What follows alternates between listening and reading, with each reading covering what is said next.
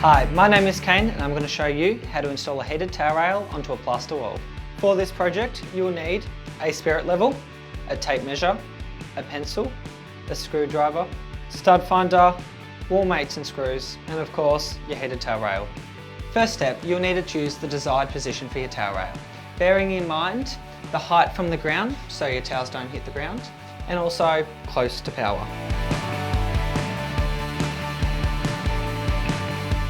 Once you've marked out onto the wall the ends of the tubes, you want to ensure that your towel rail will be level and straight. So we'll do this by using a spirit level. We'll need to check for studs behind the plaster. We'll do this by using a stud finder.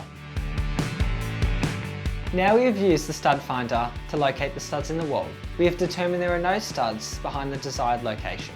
Therefore, we'll be using plaster WALLMATES to fix the towel rail to the wall. Now it is time to screw the heated towel rail to the wall. Using the fixings provided, we'll use the mushroom and centre it to the marking we made on the wall, and use the screw to pinprick the wall. Now we have the pinpricks on the wall.